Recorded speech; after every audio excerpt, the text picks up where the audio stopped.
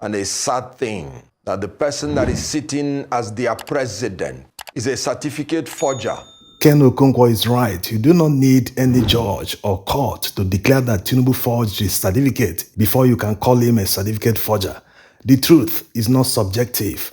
He claimed to have obtained the certificate from Chicago State University. The same Chicago State University, the purported creator of the certificate he obtained from them, under their oral deposition, said that they never issued him any certificate. This is the fact. Yes, forget about the strawman third vendor narrative. That's not what Tinubu said. He specifically mentioned this. Chicago State University, where I graduated, has attested to that.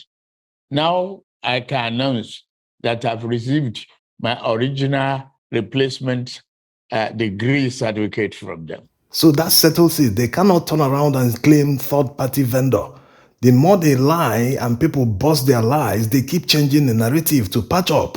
But we'll continue busting their new narratives. That's why they are now threatening media houses. Look at this letter they sent to Arise TV, calling it the final warning that they should stop using derogatory words. Threatening media homes with heavy fines is just another way of shutting them up. Are we no longer in a democracy where people should have freedom of expression? Or are we back to the military era? Remember how Buhari used Decree 4 to suppress free speech. He used that Decree 4 to jail the likes of Ndoke Rabo and other journalists at the time. Anyway, calling him a forger is actually putting it lightly because there is evidence that he committed identity theft. Let's start with this Newswatch article written at the time Tinubu was facing a certificate scandal. That was during his first term in office as Lagos State Governor. Credit to Rufai Oseni for posting this. It says, a dependable source told Newswatch last Wednesday that Tinubu did not and could not have attended any college in America between 1969 and 1971 because he traveled to America for the first time in 1974. Moving further, they now quoted the source directly. He purportedly spent 2 years, 1969-71, in Richard Daley College. But if he attended government college or any other secondary school prior to Richard Daley, what could he have achieved in only 2 years of secondary education? Anyway, he was in Nigeria in 1969 to 1974. Yes, this was written when we still had many brave journalists who didn't fear anyone in power. These guys fought the military in the 80s and 90s, not to talk of politicians who were just elected in 1999. So you can understand how it was widely covered at the time. Now, looking at the statement of the source to the Newswatch, if he really traveled to the US for the first time in 1974, then this is photo, although not dated. It's very clear it was taken in the 70s, maybe late 70s, because of his afro. If you look at his dressing, that was in vogue at the time. So compare that to this famous Tinubu Thov. Although this yearbook picture is a bit grainy, but you can see that the difference in age is very wide, maybe something up to 7 or maybe 6 years. Yes, it is very noticeable. On the left, you have a young man in his early 30s enjoying life in the streets of Chicago. On the right, you see someone that is approaching 40 or maybe early 40s.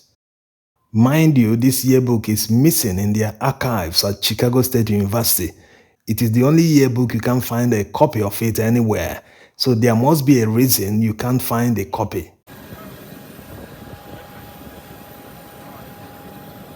Apart from his admission records showing a female, even the social security number, this particular appraisal that was raised by the university shows that he did not graduate.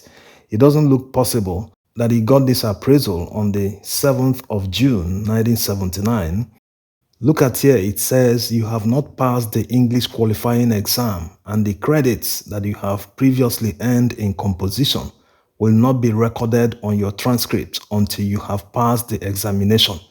You should enroll in English 222. So it doesn't look right, even going by the certificate that Chicago State University delivered to Enahoreba, which shows 27th day of June 1979. That's about 20 days after the appraisal that said he didn't pass English qualifying exam. So how can such a person graduate? He obviously didn't graduate from the university. The process of passing through a university is to get admitted first. After admission, you attend classes, pass exams, all the exams, you must pass them. Then do your thesis. You must do that in order to graduate.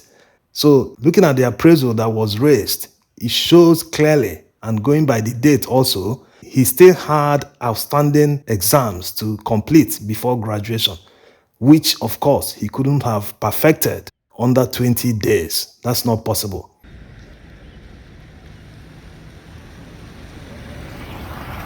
So looking at all the documents released by Chicago State University, it shows that Tinubu didn't have the qualifying documents to be admitted to the school. Yes, the ones they released belong to someone else, not him. Even this GCE that shows 1970, did he sit for the exams in Government College, Lagos?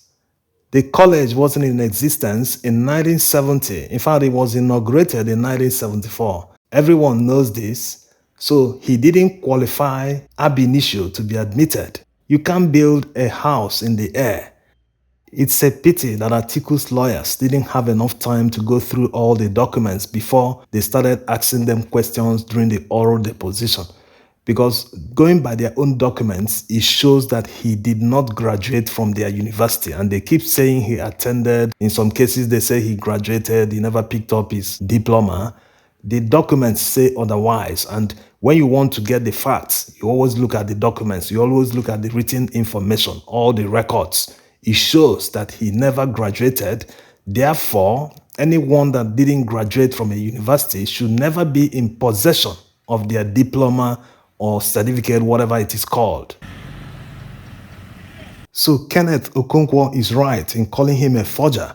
If someone calls him an identity thief, he might also be right, because going by all the evidence, all the documents, everything he submitted, everything he has presented as places he attended, all institutions, primary school, secondary school, all have been proven to be wrong and false. So if someone does this kind of thing for the first time, it might be a mistake. You can say it's an error. Anybody can do that. If he does it the second time and the third time, it has become a way of life. It is the person's life to always rely on forgery. The worst part is, look at all his associates. They have suddenly gone mute. They are not talking. They pretend to love Nigeria, but in reality, they love themselves. They only care about what they can get from the system. They don't even care the image problem the country has sunk into. They don't care if all countries ban Nigerians from coming to study in their universities or even traveling, refusing them visas. They don't care.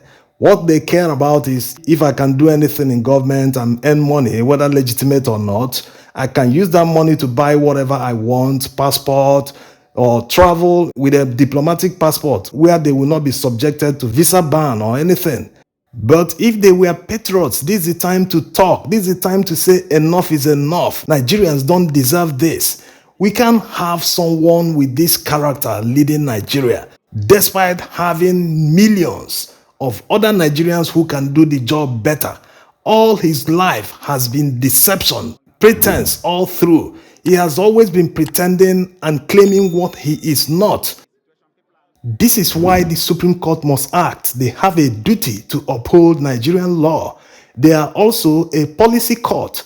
If they decide that going forward that forgery will be allowed in Nigerian politics, no problems. We are all going to bear the disgrace in the international community. But if they stamp their foot down, no, we can't have a certificate forger and a potential identity thief being at the helm of affairs. Not to talk of money laundering and proceeds of narcotics trafficking.